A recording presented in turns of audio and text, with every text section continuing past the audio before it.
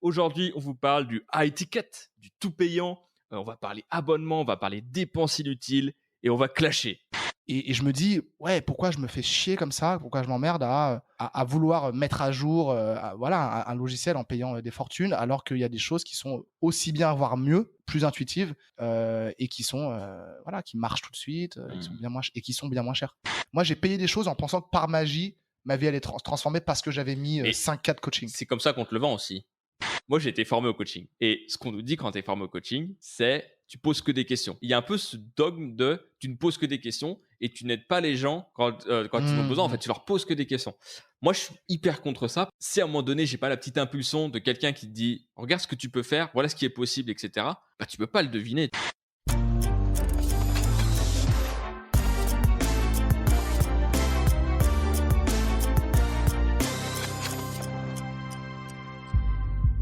Bienvenue dans Systemator, le podcast gratuit qui parle de contenu payant. C'est Seb de Somolto.fr et Wesley de wesleyjoachim.com. Salut Wes. Salut Seb, salut à tous. Aujourd'hui, on vous parle du high ticket, du tout payant. On va parler abonnement, on va parler dépenses inutiles et on va clasher. Mon cher Wesley. Et on va clasher, évidemment. J'aime bien ton énergie aujourd'hui, Seb. Bah parfait. C'était un petit peu dur ce matin de se lever. J'avoue que quand Wesley est arrivé, je dormais. Ça sonnait, j'ai fait un petit saut dans le lit, saut hors du lit, course jusqu'à interphone, je décroche, je réponds et je vais m'habiller. Voilà, c'était un peu ça. Et à Et l'interphone, c'était les 5 étoiles. ouais, effectivement, c'était 5 étoiles sur Apple Podcast. Si vous ne l'avez pas fait, on vous rappelle, je sais pas ce que vous foutez, ça fait à peu près 70 épisodes qu'on vous le dit, Ouais. presque. Mais voilà. Sur ce, je te propose qu'on démarre, mon cher Wesley. Oui, parce qu'on a des choses à dire aujourd'hui. Allez, c'est parti.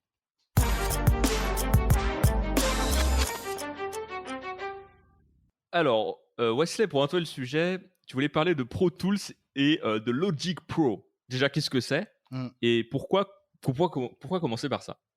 Pourquoi on commence par ça? Alors, c'est très simple. Comme tu le sais, Sébastien, mais je vous l'apprends à vous qui ne le savez pas encore, j'ai changé de MacBook Pro récemment. Mon précédent MacBook Pro, je l'avais depuis 2012 jusqu'à 2020, ça fait 8 ans et il était, méga lent, donc j'en pouvais plus. L'écran, il tenait à peine, Ouais, il te tombait dessus, il quoi. était fini, quoi. Donc je suis allé en acheter un nouveau et puis, je me suis dit: «Allez, je tergiverse pas». Boum, je fais chauffer un peu la carte bancaire, pro. Le mec a sorti les Et billets. donc j'ai sorti des gros billets pour acheter, le MacBook Pro 16 pouces avec 1 téra, donc voilà, bien vénère la machine. Et j'en ai besoin notamment, alors évidemment pour, voilà, accès internet, pour écrire. Bon, a priori pour ça, tu as pas besoin de quelque chose de trop, chevaleresque, mais aussi pour composer de la musique. Et là, on commence à rentrer dans quelque chose de pro et qui a besoin de tenir la distance. Et le logiciel donc de musique que j'utilisais jusqu'à maintenant s'appelle Pro Tools. C'est un logiciel qui permet de composer de la musique avec, vous avez vos pistes et vous mettez chaque piste d'instrument, une piste audio, vous pouvez mettre des voix. C'est un peu comme un logiciel de montage, Ouais, c'est photo, du montage, mais sauf que pour c'est l'audio, quoi. ou vidéo. Enfin, pour ceux qui voient pas à quoi ça ressemblerait, voilà, c'est vraiment avec des bandes et c'est pour l'audio et ça fait, c'est comme ça que je fais ma musique. Le problème, c'est que donc j'ai toujours Pro Tools sur mon ancien MacBook. C'est la version 12 de Pro Tools et maintenant il y a le Pro Tools Ultimate, parce qu'il s'est passé beaucoup d'années, j'ai pas mis à jour et surtout mon système d'exploitation, puisque mon MacBook était buggé, il pouvait pas faire les mises à jour. Voilà, pour une raison que j'ignore. Et donc là, tu fais un saut quantique tu vois, Les 8 ans. ouais, vers macOS, c'est Catalina, je crois aujourd'hui. Ouais, bientôt le 11 d'ailleurs. Ouais, Grosse mise à jour. ouais, ouais, Ça fait macOS 10, ça a été lancé, je crois, en 2001 ou 2000, peut-être ouais, un petit peu plus tard, 2003. ouais, Je sais plus. Mais là, ils sortent le 11, tu vois. ouais, Donc, il ouais, y a vraiment une grosse évolution qui arrive ouais, en septembre pour les ouais. utilisateurs de Mac.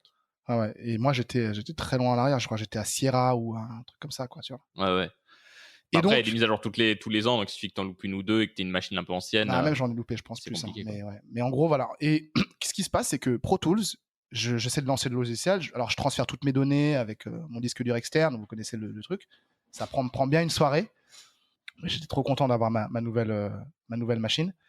Et je fais mon test sur Pro Tools, je branche ma clé avec toutes les licences, parce que pour Pro Tools, tu as besoin d'une clé USB spéciale sur laquelle tu as des licences. Donc déjà, ils ont un Ce qui est système bien chiant d'ailleurs. qui est bien chiant, ils ont un système qui est bien à eux et qui est bien enfermant. C'est-à-dire qu'une fois que tu es dans Pro Tools, voilà, c'est pour éviter que les gens qu'il y ait du crack, etc. Mais voilà, c'est quand même exigeant et ouais, c'est pas le truc le plus simple à utiliser, quoi. Et on me l'a toujours dit, les gens avec qui je faisais de la composer, ils me disaient, mais pourquoi tu passes pas sur Logic ou sur Ableton, Pro Tools, et on va y venir, c'est cher en plus. Parce qu'en gros, là, pour le mettre à jour, pour l'upgrade, ils me proposaient même un cross-grade. Il fallait que je paye 500 balles juste pour cross-grade. Et à un moment donné, alors au début, j'hésitais. J'ai payé un truc à un moment, donc j'ai payé 90 balles. En fait, je pensais que j'avais fait un upgrade, mais en fait, non. Et en fait, par contre, ça m'a téléchargé des banques de sons et tout. Bref, voilà, j'ai voulu leur envoyer un mail, mais c'est trop cancer pour les contacter, c'est relou. Donc je me suis dit, bon, allez, passons là-dessus. Je me suis dit, allez, j'ai quand même des banques de sons et tout. Mais derrière, quand j'ai voulu jouer le jeu du crossgrade et de voir comment je faisais pour m'inscrire, ils m'ont refusé l'accès. Il fallait que je prenne un autre truc avant. Et je t'avoue que j'y comprenais rien. Du coup, j'ai commencé à aller sur YouTube, regarder des tutoriels, enfin des vidéos sur est-ce que Pro Tools ça vaut toujours le coup. Et je voyais qu'ils se faisaient dégommer, que beaucoup de gens qui avaient été sur Pro Tools, parce qu'en fait, c'est un des plus anciens Pro Tools, ça fait 30 ans qu'ils sont là. Logic est beaucoup plus récent en comparaison. Et qui disaient, mais arrêtez Pro Tools parce que c'est ultra cher et c'est moins bien que les autres. Logic, tu payes 230 euros. En plus, j'aurais pu l'acheter avec le MacBook, je ne l'ai pas fait, mais Logic, ça appartient vraiment à Apple. Hein, ça s'appelle Apple Logic Pro X, c'est la version X aujourd'hui. Et du coup, bah, ce que j'ai fait, ni une ni deux, j'ai téléchargé la la dernière version de Logic.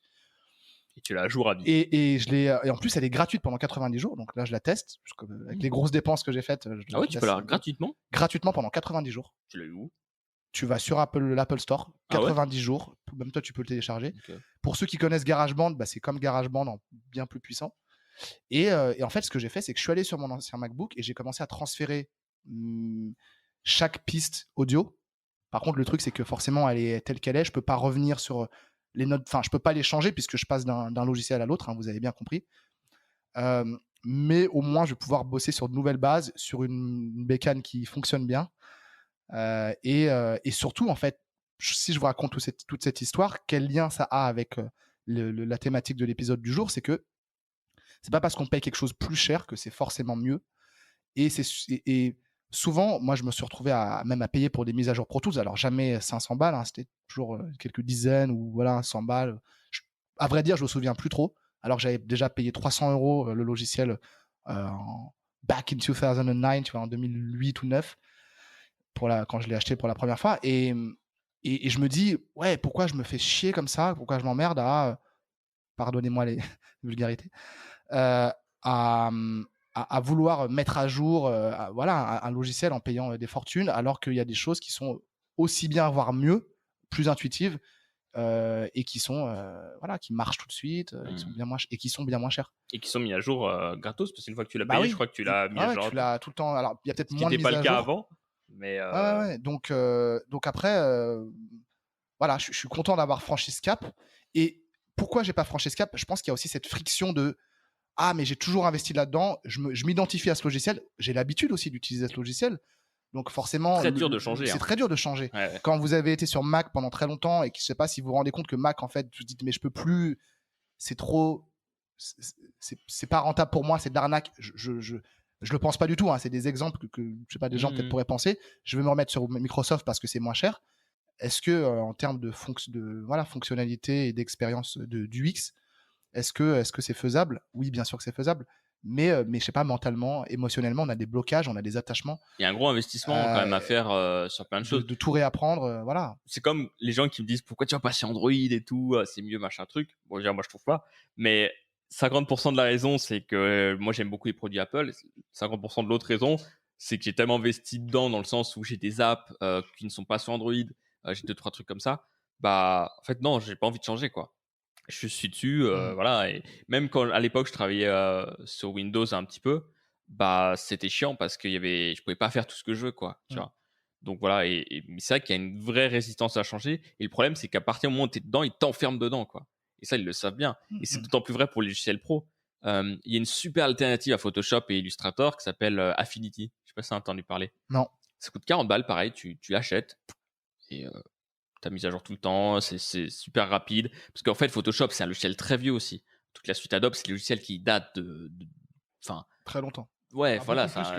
Sur l'échelle du temps Internet qui est vieux. Et 25 ans, quoi, facile, même peut-être plus. Et le problème, en fait, c'est que t'as tellement l'habitude d'utiliser ces outils que changer, c'est compliqué. Et Affinity, c'est un logiciel qui est neuf, tu vois, il a été pensé, il lag pas, il est très fluide, il est top. Tu as les mises à jour tout le temps. Adobe te paye un abonnement qui coûte quand même 60 € si tu as pas de réduction. Et du coup, voilà, c'est vite cher.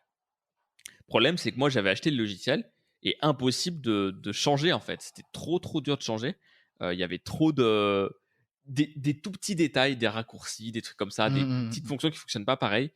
Et en fait, pour moi, c'était trop dur, tu vois, de changer ça, Ouais, quoi. ouais. Je perdais trop de temps à faire le changement. Et du coup, bah, on paye toujours à Adobe malgré tous Ouais, les bugs qu'il y a. c'est stratégie d'enfermement qui est plus ou moins effectivement voulue, mais effectivement qui fonctionne. Et moi, je me dis Pro Tools, comment ils veulent gagner en étant comme ça, quoi. Après, pareil, ça s'appelle Pro Tools, c'est pro, c'est censé être pour les pros. Peut-être que tu vois les gros studios Bah, d'enregistrement. si, Moi, si j'avais tout le regardé monde la travaille masterclass là-dessus, de Hans Zimmer, il bosse là-dessus. ouais. C'est pas majoritaire Pro Tools, hein. Il y a pas, c'est pas Ableton. Il y a beaucoup de, enfin, je connais pas les stats, mais il y a beaucoup de gens qui sont adhérents à Ableton. Il y a Logic, c'est quand C'est même ça. gros. Après, tu as Cubase, il y a Reason, il y en a plein. Il y a Reaper qui est gratuit. Il y en a plein. Mais qui est beaucoup moins bien, moi, je trouve, au niveau de l'interface. Et Pro Tools aussi, ils savent qu'ils ont leurs adeptes qui sont des gens ou des institutions qui ont les moyens, enfin Mhm. des organisations qui ont les moyens et qui finalement se posent pas la question, qui se disent ah bah voilà, mise à jour, voilà, c'est tout quoi. Donc Ouais. il y a aussi une question d'audience, on va en reparler aujourd'hui dans cet épisode parce que on va pas parler que de logiciels, on va aller sur tout ce qui touche au coaching et aux formations. Mais je voulais démarrer avec ça, c'est ce qui m'a donné en tout cas l'idée de l'épisode du jour pour bien vous dresser le portrait et que vous vous demandiez où est-ce que Weston nous emmène aujourd'hui, quoi. Yes. Donc ouais, donc tu l'as dit un petit peu, on va parler un petit peu formation, coaching, etc. C'est vrai que à regarder un peu le web ces dernières années, on a un peu, on rentre un peu dans un délire où la question du prix est centrale, tu vois. Genre, t'as l'impression que en tant qu'acheteur, on te pousse beaucoup, beaucoup, beaucoup d'offres, des fois de produits 100% online, qu'on essaie vraiment de travailler sur la valeur perçue, donc te montrer à quel point le produit il est top, et même si c'est quelque chose qui est pas palpable, tu vois, c'est de la formation en ligne par exemple, ou Ouais. quelque chose comme ça, ou du coaching, et des fois ça peut avoir de la valeur, des fois non, il y a des arnaques de fous sur ce sujet-là. Je suis désolé si vous entendez mon appartement s'effondrer, ce sont juste les chats qui se battent. Mais globalement, il y a un petit peu ce truc où, en tant qu'acheteur, effectivement, tu es tout le temps soumis à des offres de plus en plus via de la pub que tu vois un peu partout sur Internet. Et en tant que vendeur, c'est limite, on te force à vendre de plus en plus cher aussi, tu vois. Il y a un peu cette lubie de il faut vendre super cher, il faut faire du high ticket, il faut. Et en fait, c'est pas tout le temps nécessaire, c'est pas tout le temps quelque chose. C'est pas forcément la stratégie à privilégier. Et du coup, c'est super compliqué de se positionner par rapport à ça, quoi. Ouais, c'est très difficile, d'autant plus quand tu vends quelque chose, quand vous vendez, quand nous vendons quelque chose qui n'a pas forcément de comparatif sur le marché. C'est-à-dire que voilà, quand tu veux changer de smartphone, bah voilà, tu vas dans un magasin et c'est quand même, Tu vois les modèles. c'est relativement borné dans le sens, enfin encadré. Ouais. Tu peux pas, après, tu peux peut-être créer ton propre smartphone en achetant des composants. Enfin, si tu veux faire ça, tu peux le faire, mais c'est relativement cadré. Si tu veux acheter une formation sur comment lancer ton business, pour prendre un truc très classique, comment démarrer mon entreprise, il y a des milliards de manières de le faire. Ouais. Il y a autant de manières que de personnes, que d'entrepreneurs potentiels. Donc, tu peux tout trouver. Tu peux trouver tout et n'importe quoi, du contenu gratuit, du contenu payant, de la vidéo, du texte, de l'audio, du coaching, etc., etc. Et effectivement, on ne sait plus vers qui se tourner. Et ça, c'est le constat que je fais, c'est comment est-ce qu'on sait qu'on est au bon endroit, qu'on fait la bonne chose. C'est un vaste débat. C'est un vaste débat. Est-ce que toi, tu as déjà, par exemple, acheté des trucs plutôt chers où tu t'es un peu mis en danger et tu t'es dit, ah mince, j'aurais pas dû faire ça, quoi. Après coup. Alors, pas mis en danger, mais les coachings que j'ai pris cette année, ou même des coachings que j'avais pris un peu plus tôt, il y a quelques années, 2017-18, je me suis jamais mis en danger financièrement. J'ai jamais franchi la ligne rouge en tout cas. Mais effectivement, c'est plus en termes de retour sur investissement de me dire, est-ce que parce que j'ai pris ce coaching, derrière j'ai vendu plus cher ou j'ai réussi à vendre à des clients, est-ce que j'aurais quand même vendu sans ce coaching ou pas? Parce qu'en fait, c'était comme par hasard, c'était toujours concomitant. Donc c'était difficile de savoir qui de la poule ou de l'œuf. Et Oui, et puis si moi, tu écoutes le coach, il va te dire, oui, voilà, c'est grâce au coaching. exactement. Et ça peut l'être, Ouais. mais ça peut aussi ne pas l'être. Et la question, c'est à quoi tu l'imputes? Et moi, je crois vraiment, je vais tout de suite, je vais vous éviter le suspense. Moi, ce que je pense, c'est que quand on paye un coaching, pour moi, il y a deux types de coaching ou de formation. il y a payer pour du contenu qui va être rare, qui va être unique et qu'on va pas pouvoir trouver ailleurs. Vraiment, tu payes pour. Tu as le vaccin contre voilà, le sida ou le Covid-19 aujourd'hui. Tu payes vraiment pour ça en admettant que c'est vraiment la solution. Euh, voilà, c'est quelqu'un qui va avoir créé des choses, qui va avoir fait des choses que personne d'autre n'a fait, ou en tout cas une minorité de personnes ont fait, et qui va vendre ça. Mais évidemment, souvent, on nous fait croire ça, alors que ces personnes-là n'ont pas réinventé la roue, mais elles vont évidemment bien le packager. Et après, le deuxième type de contenu ou de formation, ça va être, on réinvente pas la roue, mais par contre, vous nous payez cher, comme ça, ou vous nous payez, et nous, on est là pour vous motiver, pour vous bouger, pour vous pousser à agir. Ce qu'on vous... Alors, en soi, c'est aussi un autre type de contenu. On vous forme aussi sur les leviers pour passer à l'action, pour savoir où vous voulez aller. Donc, c'est aussi, en soi, il y a aussi de la viande à l'intérieur, il y a du contenu, mais c'est plus la question du contenant de dire, ok, parce que j'ai payé cher, et moi c'est ce que j'ai ressenti, eh ben, il faut que je vende derrière, il faut que je vende cher, il faut que je vende. Alors, j'ai pas vendu, moi, mes prestations de conception-rédaction, je les ai pas vendues. J'ai pas dit à mes clients, je vous vends 3 fois plus cher. C'était des clients qui étaient déjà des grosses entreprises, donc qui étaient prêtes à sortir le billet. Mais, mais effectivement, je pense que cette deuxième catégorie de contenu et de coaching, c'est beaucoup de la confiance en soi et de juste, pardonnez-moi l'expression, mais poser les couilles sur la table et vraiment dire, ok, j'assume d'être X, Y ou Z et de faire ça et d'y aller à fond. Et je crois vraiment que moi, le piège dans lequel je suis tombé, et j'en ai parlé un peu aussi avec les personnes qui m'ont coaché ces derniers temps, c'est que je me suis retrouvé à faire des choses, à vouloir faire des choses, et j'en ai déjà parlé dans le podcast, et finalement devenir coach moi-même, même si c'est pas quelque chose que j'écarte à vie, mais en tout cas, c'est pas ce que je veux faire maintenant. Et finalement, parce qu'il y a eu une projection de leur part sur moi, sur ce que je pouvais devenir, le champ des possibles, des potentialités, alors qu'en fait, j'ai pas fini d'explorer la conception-rédaction et la composition musicale, qui pour le coup Te drive me drive plus, et en plus me mettre là, qui fait les deux? Tu connais beaucoup de gens, Seb, autour de toi, qui composent de la musique et qui sont payés pour ça? Ça commence à être mon cas. Dans ton cercle, tu n'en connais pas beaucoup, tu vois. Bien sûr qu'il y a des gens, bien sûr qu'il y en a dans le monde, il y en a plein. Mais euh, premier conseil aujourd'hui, si je peux me permettre, c'est trouver votre unicité. Et vraiment, euh, c'est bien d'avoir des influences, on est obligé d'en avoir, mais arriver à se couper du bruit ambiant, qui est finalement un conseil que les coachs me donnent, me dire, écoute ta voix intérieure. Bah, si j'écoute vraiment ma voix intérieure, merci, je m'en vais. merci, mais je m'en vais. On a fait notre bail ensemble, et laissez-moi tranquille. Et c'est vraiment où j'en suis aujourd'hui. C'est le problème, c'est pas le contenu c'est pas le prix du contenu ou le fait qu'il soit, même si on va parler du prix juste après Seb, mais c'est surtout le fait de se dire, j'achète ça, c'est un investissement et je vais à fond là-dedans. Ouais. Je crois que c'est vraiment ça. Moi, j'ai payé des choses en pensant que par magie, ma vie allait transformer parce que j'avais mis 5 cas de coaching. C'est comme ça qu'on te le vend aussi. Et c'est comme ça qu'on te le vend aussi. Et ça, c'est un problème. Alors, d'un côté, ça se comprend quand tu es côté vendeur, parce qu'il faut que tu fasses du chiffre. Mais moi, de plus en plus, je me dis qu'il y a un vrai problème d'adéquation entre le prix que tu proposes ça et aux gens que tu proposes ça.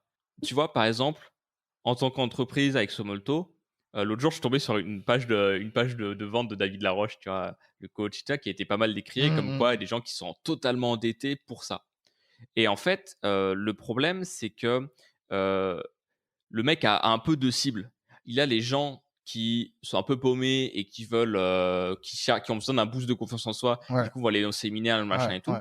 Sauf qu'ils sont dans les mêmes tunnels de vente après que pour les gros produits très chers. Et donc, tu as des particuliers qui vont être exposés à des pages de vente à 20 000 euros, à 30 000 euros. Et tu peux pas payer ça en tant que particulier. Enfin, c'est un prêt énorme. Pas si tu es quelqu'un du quotidien qui gagne 1500 euros par mois. C'est ça. Voilà. Si tu as vraiment bien réussi ta carrière et que tu es bien avancé, etc., ok, why not? Mais le problème, c'est que tu as des gens qui, des fois, ont notre âge, tu vois, Wesley, et qui n'ont pas les moyens de faire ça en tant que particulier et qui se retrouvent exposés à ça. Et ces offres-là, c'est quoi? C'est des tarifs d'entreprise, tu vois, finalement. Donc, soit c'est du CSP, tu vois, qui vraiment, je sais pas, qui gagne 10 000 balles par mois. Voilà. Soit c'est la cible, soit c'est de l'entreprise. Mais tu peux pas payer ça tout seul, tu te mets dans un risque de ouf. Et en plus de ça, c'est totalement disproportionné par rapport au niveau où tu en es, tu vois. Moi, j'ai pris un coach qui était Grégor, qu'on a eu dans le podcast, c'était vraiment, vraiment topissime. Et en fait, bon, c'était un investissement pour moi, tu vois? C'était, en tant que particulier, je sortais quand même une petite somme d'argent par mois, mais, tu vois, en dessous de 500 €, tu vois? Vraiment, voilà. D'accord. C'était encaissable, tu vois? Ouais. Et en fait, j'en ai tiré tout ce dont j'avais besoin. Il a été vraiment top et j'ai pas, et aujourd'hui, je sais que je pourrais refaire appel à lui sur des choses comme ça et je sais que j'en aurais pour mon argent aussi, tu vois? Aussi et j'ai tant que je suis pas à un certain niveau, ça n'a aucun sens d'aller taper dans du top, top, top level en termes de coaching, tu vois? Par exemple Mmh, mmh mh. et ouais, il y a un vrai sujet, je pense, là-dessus. On expose plein d'offres très chères à des gens qui n'ont pas les moyens et qui, du coup, vu qu'ils sont bien marketés et que tu as envie d'être, tu sais, on dit tout le temps, il faut avoir un mindset de personne, tu vois, qui investit, un mindset de personne qui entreprend, qui sait prendre des risques et tout. Ouais, mais il y a différence entre prendre des risques et puis avoir des choses, euh, d'avoir un retour sur investissement aussi. Le retour sur investissement, tu l'as quand tu investis dans vraiment des compétences où tu es certain C'est ça que aussi. ça a marché. Tu te rappelles Léo Guillaume ou pas? Tu t'en souviens de ça? Ouais. Donc c'était un gars qui vendait des formations en dropshipping et il vendait ça à l'arrache et tout. En fait, c'était un putain de mytho. Il te faisait il te parlait de ses entreprises qui avaient vendu à Google et tout. Tu faisais des recherches, tu trouvais rien du tout. Les sites, c'était des coquilles vides, tu avais les liens qui marchaient pas. Tu te disais mais enfin c'est du mensonge quoi, c'est du fake et il arnaquait plein de gens. Tous les gens qui ont acheté chez eux, c'était des gens qui bah, ont cru un peu à ce rêve de voilà comment tu peux faire de l'argent, voilà comment tu peux développer ton business, ça a l'air simple et tout. Et en fait, tu te retrouves, moi j'ai connu des gens qui ont demandé de l'argent à leurs proches pour acheter cette formation, tu Mmh, mmh vois? mh. Ce qui paraît logique, parce que tu te dis: «Bah, les arguments c'est quoi?» C'est regarde, tu as bien des gens qui font des écoles privées, tu vois, par exemple. Mmh. Ouais, mais le problème c'est que les formations non encadrées, elles ont de bien que du coup tu peux aller plus loin sur certains sujets et tu es plus flex sur ce que tu peux raconter. Tu as peut-être pas de cadre, tu sais, de diplôme ou quoi que ce soit. Voilà. Mais l'inconvénient, c'est que si tu sais pas à qui tu as affaire, tu peux vite te faire arnaquer, quoi. C'est le Far West, en fait. C'est-à-dire que C'est si tu ça. tombes dans la bonne case, ça va. Mais si tu es dans la mauvaise, tu peux en pâtir énormément, effectivement, ouais. C'est ça. Et du coup, voilà, il y a vraiment, je pense que c'est vraiment enfin, moi, c'est un truc que je fais de plus en plus, c'est que j'ai beaucoup, beaucoup dépensé en formation, beaucoup de choses et des fois des petites sommes aussi. Ça, on parle du high ticket depuis Ah, on tout va à en l'heure, parler après, mais ouais. on parlait un peu des petites sommes aussi. Mais Enfin, même maintenant. ouais, ouais, mais vraiment savoir ce que tu payes, tu vois? Nous, par exemple, on a 2 personnes, qui nous coachent là sur Somolto. Un sur le contenu, bah, c'est Victor, Viry qu'on a reçu dans le podcast. Quelqu'un d'autre qui nous coach sur l'aspect marketing aussi qui nous aide à nous améliorer sur la partie technique, sur les process de la boîte, des choses très, pro, tu vois? Mmh Et mh. en fait, le retour sur investissement, i il est hyper clair, tu vois? Heureusement qu'ils sont là, sinon on n'irait pas aussi vite. Vraiment, c'est ça, tu vois? Et là, on sait que, OK, tous les mois, on sort 1 500 € pour les 2 combinés, mais c'est hyper rentable pour nous. Ça nous permet d'aller plus vite, on a plus de résultats. Dès qu'il y a le moins de problèmes, on a un filet de quelqu'un qui nous fait: «Allez, regarde ce qu'on peut mettre en place techniquement» et pas juste d'un spirituel. Parce que moi, j'ai été formé au coaching et ce qu'on nous dit quand tu es formé au coaching, c'est: «Tu poses que des questions». Il y a un peu ce dogme de: «Tu ne poses que des questions et tu n'aides pas les gens quand ils ont Mmh besoin». En fait, mh. tu leur poses que des questions. Moi, je suis hyper contre ça parce qu'à un moment donné, si tu moi, en tant que j'ai été des 2 côtés, quoi. J'ai coaché des gens et j'ai été coaché. Si à un moment donné, j'ai pas la petite impulsion de quelqu'un qui te dit: «Regarde ce que tu peux faire, voilà ce qui est possible» et cetera, bah, tu peux pas le deviner, tu peux pas Bien l'inventer sûr, bien sûr. et ça fait partie de l'expertise que tu payes, tu vois? Donc hem, voilà et je pense qu'il y a vraiment besoin de quand tu achètes un truc, quand tu as un abonnement qui revient, pareil, on est chez Germinal sur l'antichambre, leur abonnement de formation, growth hacking et cetera. Mmh mh. Bah, ça nous sert vraiment, on l'utilise vraiment, il y a du contenu régulier, ça nous forme, ça me permet de former toute l'équipe. Tu vois, il y a vraiment un vrai retour sur investissement qui est très clair, en fait. Alors que, si on aurait pu payer, tu vois, le tout combiné, on dépense moins de 2 000 € par mois dans tout ça. Dans un truc qui permet de former toute l'équipe, même les prochains qui viendront dans la boîte, dans quelqu'un qui, nous aide à gérer tous les aspects, business, pro, structuration de la boîte, dans quelqu'un qui nous aide à gérer la partie contenu YouTube et se développer et développer notre image, ça nous coûte moins de 1 700 € par mois, quoi. Mmh. Alors Mmh. qu'une personne pourrait te coûter la même chose pour, bah, au final un truc, vague, tu vois? Qui est un petit peu un effet de soufflet, quoi, tu vois? Ouais, ouais, ouais, c'est moi, je vois 2 débats dans ma tête. Là, on est mal parti, hein. 2 débats dans ma tête. Si je me souviens des 2, Il nous reste 4 heures, c'est bon. le 1er super. Le 1er, c'est la question de, savoir ce qu'on a envie de faire. Et ça, c'est Mmh. vraiment moi, si j'ai un truc à partager dans cet épisode, parce que pour le coup, là, il est vraiment intéressant, je trouve, parce qu'on a c'est une vraie question dont on parle peu finalement, de la question du prix, Aujourd'hui, on se retrouve avec plein d'abonnements payants. Moi, je paye 10 euros par-ci, 15 euros par-là. Tu peux avoir... Ouais. Alors, j'ai pas Netflix, mais j'ai Moi, j'ai Spotify. YouTube Music et Spotify Voilà. en même temps parce qu'il faut que je misse j'ai pris YouTube Music parce que j'en avais marre de YouTube et des pubs et de Red Shadow Legends en particulier. Et, CF épisode 60. C'est ça. Mais j'ai encore Spotify. Mais il faut que je change toutes mes playlists. Mais c'est trop chiant à faire. Et du coup, putain, je pense que dans 3 mois, j'ai encore Spotify en abonnement. Mais tu vois, on se retrouve à payer. Moi si j'avais pris Pro Tools repayant, enfin voilà, si j'étais arrivé, j'aurais payé encore je sais pas combien d'euros par mois pendant un an. Et c'est plein de trucs comme ça où tu rejoins un club, tu vois. Moi, je vais rejoindre un club d'entrepreneuriat ou par rapport à développer mes relations sociales, etc. Et du coup, tu payes 15 euros par-ci, 10 euros par-là, et en fait, tu t'éparpilles et t'as pas le temps de tout consommer. Ouais. Donc, en fait, c'est hyper important de savoir où tu as envie d'aller et ce dans quoi tu es prêt à investir en argent aujourd'hui, mais aussi en temps et en énergie qui va matcher cet investissement. Moi, je paye 80 balles par mois à la salle de sport, plus précisément au CrossFit, mais j'y vais 2 fois, maintenant 3 fois par semaine. Tu rentabilises. Et je rentabilise et je progresse, je me sens trop bien. Et franchement, physiquement, ça fait longtemps que je ne me suis pas senti aussi bien. Et ça, je sais que ça les vaut. Et il y a des coachs qui sont là, qui m'aident, qui me montrent comment on fait les bons mouvements. Donc, je ne m'entraîne pas tout seul comme un connard à la salle de sport, même si je payais 2 ou 3 fois moins cher. Et puis, au moins, le fait aussi de savoir qu'il y a des coachs, et puis j'y vais avec un de mes meilleurs potes, que j'y vais, en fait. C'est aussi un engagement derrière. Et ce truc-là, ça, c'est un bon investissement, jusqu'à maintenant en tout cas. Il n'y a pas à dire. Mais d'autres choses, effectivement, c'est vraiment random. Donc, moi, si j'ai un truc à partager aujourd'hui, c'est posez-vous la question, et on en revient toujours à la même chose, du pourquoi, de ce que vous avez envie de faire. Ça n'a pas besoin d'être perché, ça n'a pas besoin d'être la transcendance, même s'il y a quand même, vous devez sentir que ça vous drive et qu'il y a quelque chose qui est plus fort que vous. Et moi, j'en reviens toujours au même endroit, c'est être payé pour aider les marques à exprimer leur message, leur essence, leur valeur, leur identité à travers la musique. Voilà, ça fait 10 ans que je compose de la musique. J'adore ça, c'est vraiment trop bien. Et quand je vois que je commence à être payé pour ça, je trouve ça excellent. Et à travers les mots, à travers la conception, rédaction, ce qu'on appelle en anglais le copywriting. Et ça, c'est vraiment mon activité principale. Je suis reconnu là-dedans. Et finalement, donc ça, c'était le premier débat dans ma tête, c'était savoir ce que vous faites et avoir un bateau avec une direction franche, que vous ayez un moteur ou une voile, mais vous savez où vous allez, plutôt que d'être une espèce de barque qui au gré des flots se dirige un peu dans tous les sens.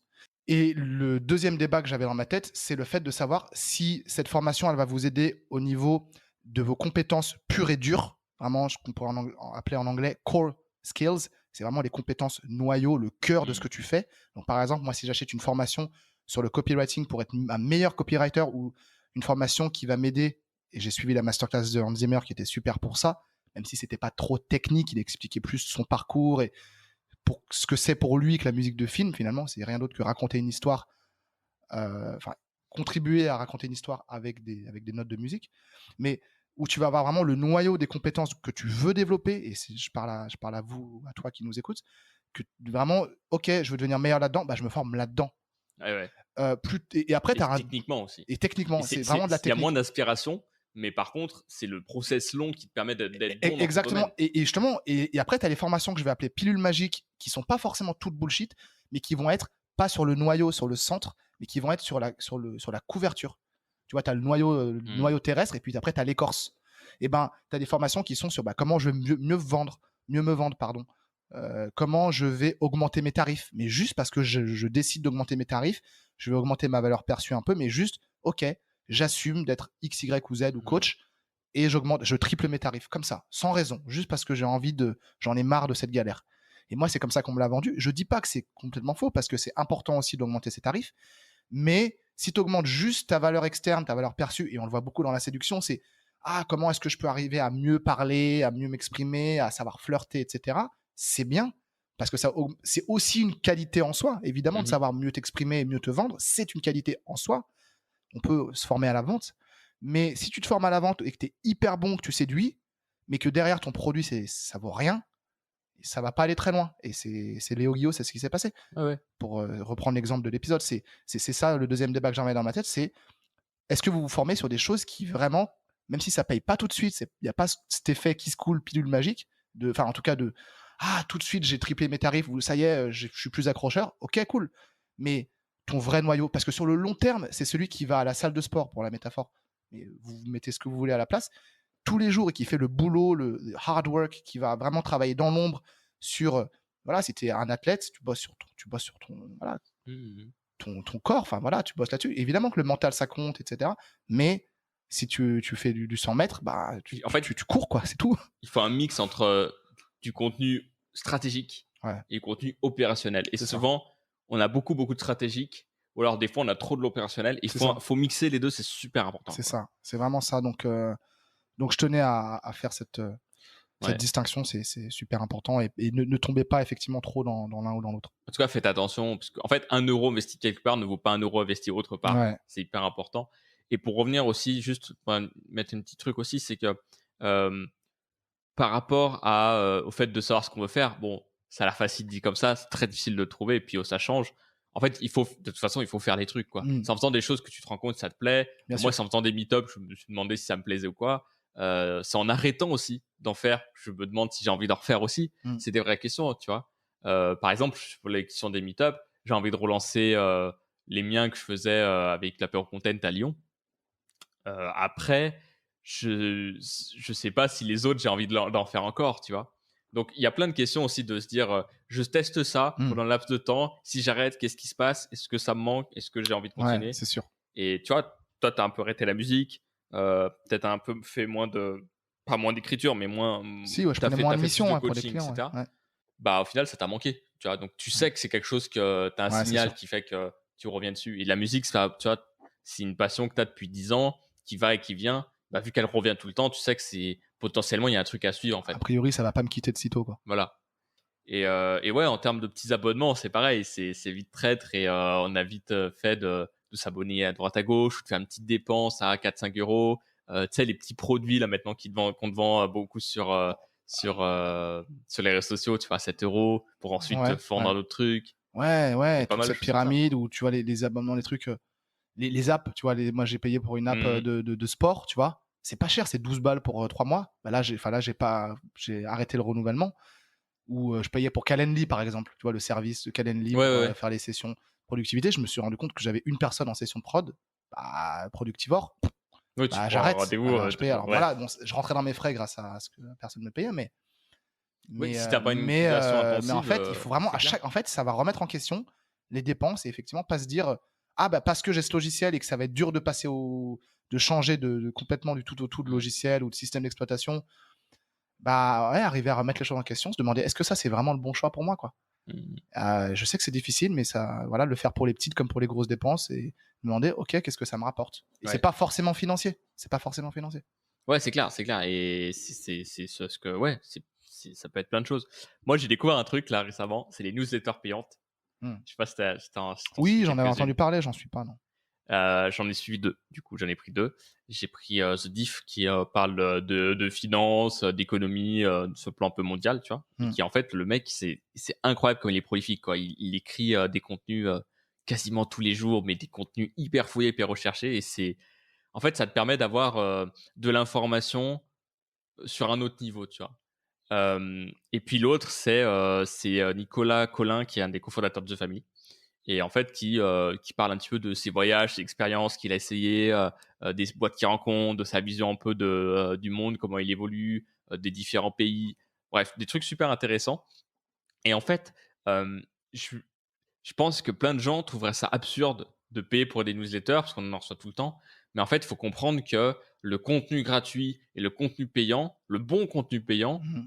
Le vrai bon contenu il payant. vous emmène à un niveau, il peut vous emmener, et pas forcément pour très cher, mais à un niveau Ouais. stratosphérique. C'est comme, tu as certains livres qui, tu vois, à prix égal, tu en as certains qui vont te retourner le cerveau, qui vont te dire, waouh, mais j'ai appris vraiment des vraies compétences de ouf. Hmm. Et d'autres où tu vas te dire, ouais, bon. Tu vois, un livre que j'ai en tête, c'est La prodigieuse machine à vendre, qui est un des meilleurs bouquins que j'ai lu de ma vie. Je l'ai même racheté en audio, et je le relis encore en ce moment, et ça fait genre 2 fois que je le lis, tu vois. Mais il est trop bien. Et franchement, Et t'as appliqué des choses. mais ouais, et là, tu vois, on applique les trucs petit à petit, et c'est le seul vrai livre où en fait je reprends chaque chapitre, je les relis 3 fois, j'essaie d'appliquer les trucs, d'améliorer, etc. Comme si c'était une formation que j'aurais payée. Et c'est un truc, ça, tu le fais en formation vidéo, tu peux le vendre 1000 balles sur internet facile. Ouais, ouais. Alors que c'est juste un putain de bouquin, tu vois. Exactement. Et c'est incroyable, en fait.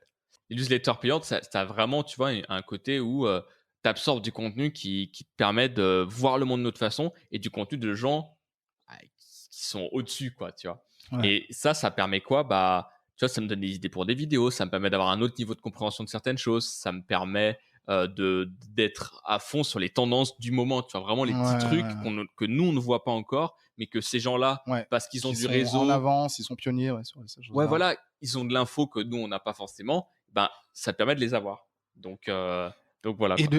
de ce fait, de te différencier, de te distinguer de la concurrence Ouais, quand tu crées tes contenus YouTube, c'est par ça, exemple. c'est ça. Et tu as un peu ce truc où, bah, déjà, tu absorbes des infos un peu différentes. Et voilà, et trouver du très bon contenu gratuit, c'est pas si simple. Parce que derrière, on a forcément, la plupart des gens ont des trucs à vendre et tu passes rarement du temps à créer du super bon contenu gratuit. Ouais. Enfin, c'est un peu le truc sur YouTube, tu vois. Au final, tu as pas mal de gens qui créent beaucoup de contenu gratuit pour pas grand chose finalement. Mais est-ce que ça va durer? Mmh mh. Est-ce que c'est juste que pour le moment, il y a un peu un manque de professionnalisme et ça va se développer? C'est compliqué un peu, tu vois, Ouais, comme, ouais, comme ouais, question. ouais. Et je crois qu'il y a aussi beaucoup, je reviens dessus, mais la question de l'audience. C'est-à-dire que, tu vois, moi, quand enfin, on me propose des coachings après de plus en plus cher en me disant: «Mais ouais, mais tu vas monter en puissance et du coup, tu vas gagner plus». Bah, la question, c'est déjà de 1, est-ce que j'ai envie de gagner plus très vite? Est-ce que comment je me sens dans ma vie aujourd'hui? Et ça, c'est Mmh. des vraies questions à me poser. Ça veut pas dire que je veux pas gagner plus tard, C'est évidemment. quoi ton ambition? Mais Est-ce c'est que quoi ton mon ambition, elle ambition? est là ou elle est Est-ce qu'elle est ailleurs? là? Ouais, voilà. Et puis comment j'ai envie d'y arriver? Est-ce que c'est du coup, bah, si pour te payer plus, il faut que je vende un truc très cher, donc faut que je fasse du coaching ou faut que je fasse du copywriting hyper high ticket. Enfin, tu vois, en fait, c'est très délicat parce que les gens qui raisonnent comme ça ont raison parce que l'idée c'est de monter en puissance et d'apporter du coup plus de valeur, t'es payé plus et t'es plus reconnu. Mais après, à qui tu vends ça? Et effectivement, c'est plus facile de vendre une prestation d'écriture à 10 000 € à une boîte qui fait 1 milliard par an, et je parle en connaissance de cause parce que c'est ce que j'ai fait plusieurs fois cette année, ou qui est dans ces eaux-là en tout cas, ou de vendre un coaching à 1 000 € à quelqu'un qui gagne 2 000 € par mois, Ouais, à un c'est particulier. clair. Ça veut pas dire que je peux pas vendre le deuxième non plus, mais forcément, c'est pas les mêmes ordres de grandeur, c'est pas les mêmes budgets, c'est pas comparable. Donc en fait, Mmh. moi finalement, est-ce que le meilleur chemin pour moi, à la fois en termes financiers, monétaires, et à la fois en termes surtout d'épanouissement, c'est pas de faire en sorte de bosser pour des grosses marques, que ce soit un infopreneur ou que ce soit une marque Mmh. établie, et faire ce que j'ai à faire pour ces marques-là. Et finalement, d'ailleurs, le coaching, naturellement, je vais en avoir un peu dedans parce que quand tu bosses avec ce genre de marque et que tu as un impact qui va bien au-delà de juste créer du contenu pour créer du contenu, mais que tu as ton mot à dire, et que tu réfléchis aussi en termes d'identité, de dire attendez, alors du coup, on va faire telle musique parce que c'est ça que vous voulez exprimer, ou on va écrire tel texte, attendez, moi je trouve que ce mot il va mieux. Là, il y a un vrai débat et là, il y a de l'humain. Et là, je retrouve des composantes, en tout cas, que j'apprécie aussi dans le fait de coacher. Donc, je sais pas si j'en ai déjà parlé, j'ai l'impression que je me répète, mais c'est un peu mon contenu du moment, c'est trouver aussi, quoi que vous fassiez, des choses que vous appréciez, que vous aimez faire, mais que vous pouvez retrouver dans un métier ou dans une carrière Oui, ce que tu qui fais, n'était en pas fait, n'est forcément. pas forcément, C'est exactement, tu peux très relié, bien ouais. être boulanger et en fait, il y a beaucoup de social en fait quand tu es boulanger. Mmh. C'est clair, Voilà, bref, c'est je clair. prends un exemple tout con. Ouais, en fait, on a tendance à résumer les choses à ce qu'on fait, alors qu'en fait, c'est le contenu C'est de le comment ça tu le fais, le et la contenu, façon dont on le fait qui exactement. qui nous Et fait le vivre, quoi. pourquoi, Mmh. évidemment, on en a déjà parlé, quoi.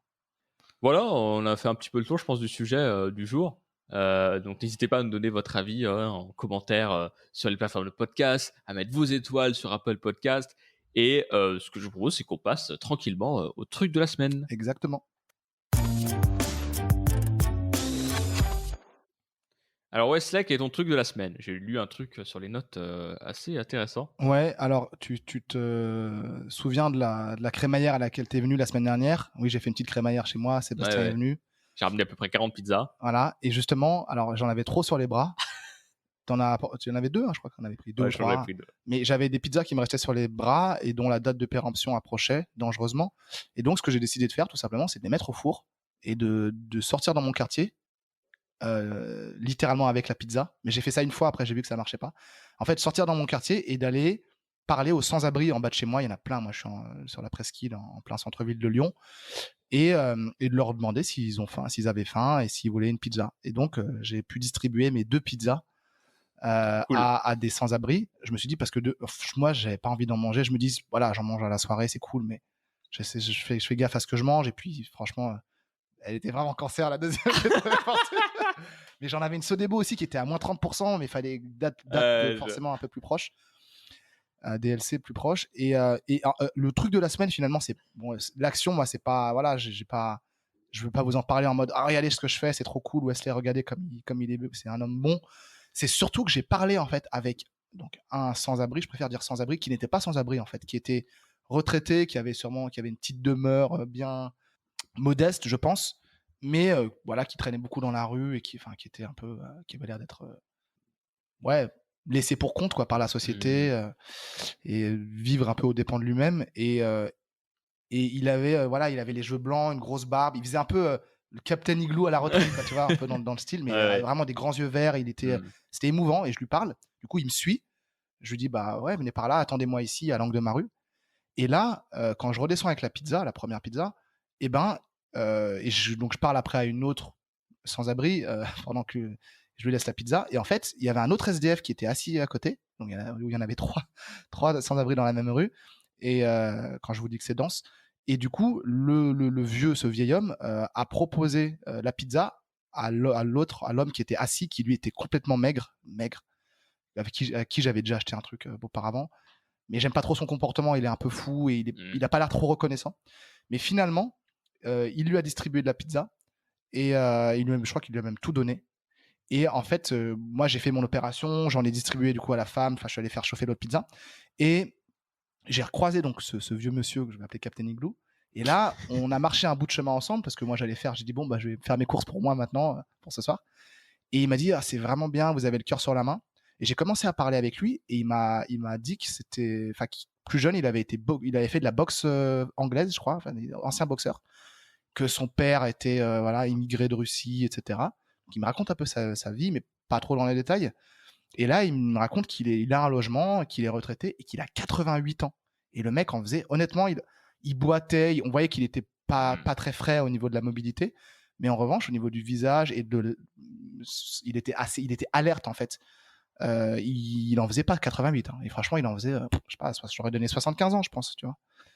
Et j'étais moi admiratif de me dire, et c'était ça en fait, c'est ça mon truc de la semaine, c'est de me dire, c'est ouf comme on peut très vite tomber dans la pauvreté ou la précarité, choisissez le mot que vous voulez.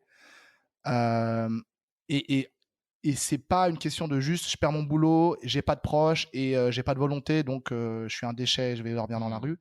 C'est souvent, ça m'a l'air d'être beaucoup plus complexe que ça. Et j'ai pas envie de rentrer forcément dans un débat parce que je suis pas, voilà, j'ai pas envie d'être forcément l'ami des pauvres qui est, voilà, je fais ça sur mon chemin, tu vois, sur mon chemin de vie, je le fais. Si je peux aider quelqu'un, c'est cool. Et j'ai été transparent, j'ai dit, moi, j'ai des pizzas à refourguer et ça vous aide, vous aussi, voilà, cool, tu vois, tant qu'elles sont pas empoisonnées. Mais c'est surtout de me dire, ah ouais, la frontière est fine, en fait, de voir c'est quelqu'un qui a quand même, qui a trimé, qui a une vie derrière, qui a bossé, qui a fait du sport à un bon niveau, ce qui fait, en fait, que ça l'a conservé plutôt bien à 88 ans.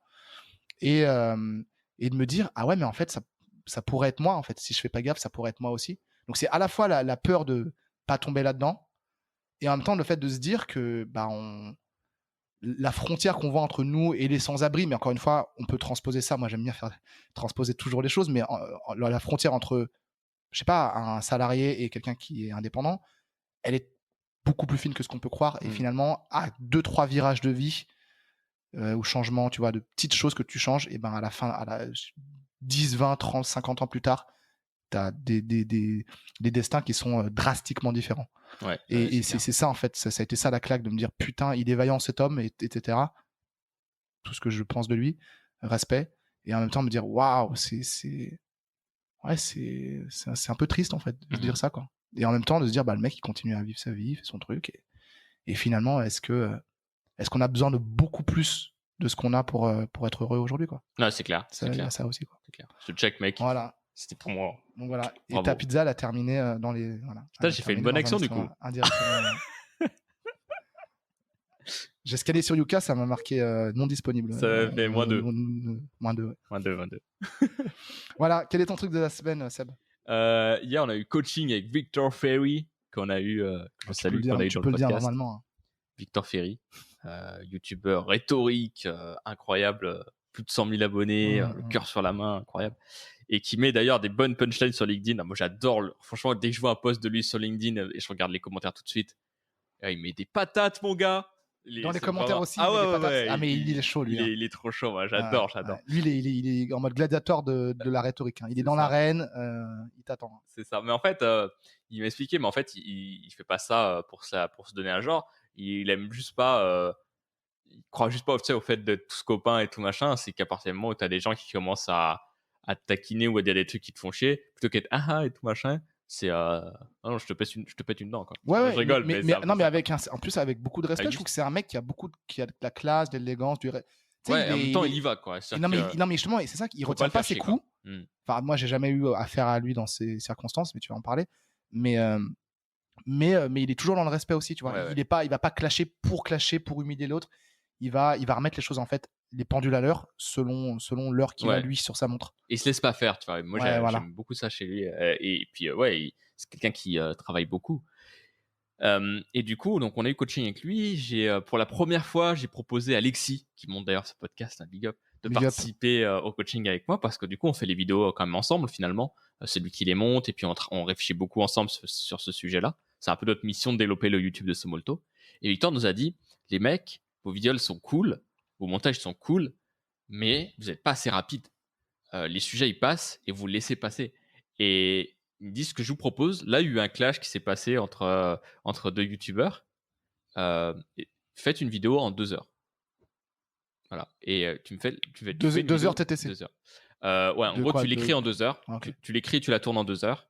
Tu sors toute ta tête et tu fais pas de recherche supplémentaire. Il me dit, à partir d'un certain niveau d'expertise, en quelque sorte, tu n'as plus besoin d'aller faire 1000 recherches dans les bouquins, etc.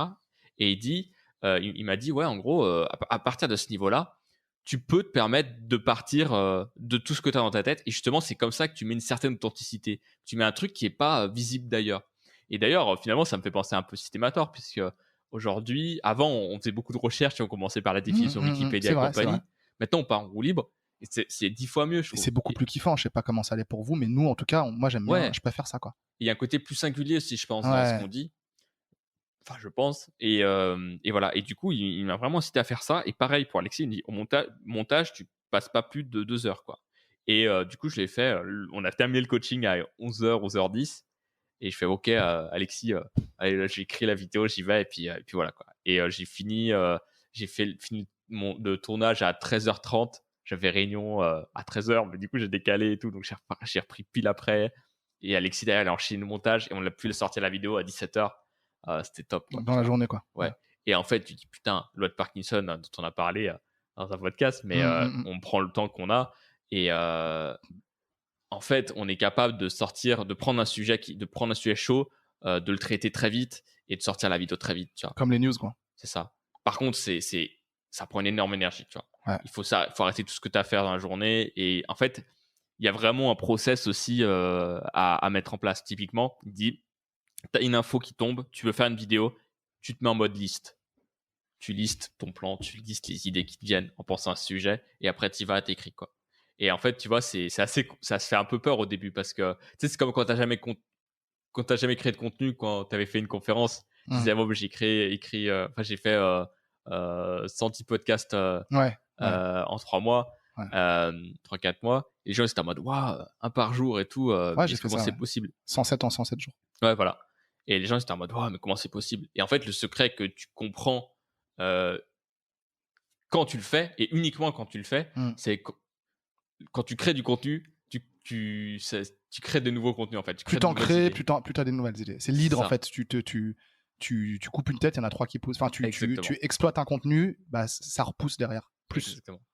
Et ça, j'en avais bien conscience, parce que du coup, je crée du contenu aussi maintenant depuis un moment. Mais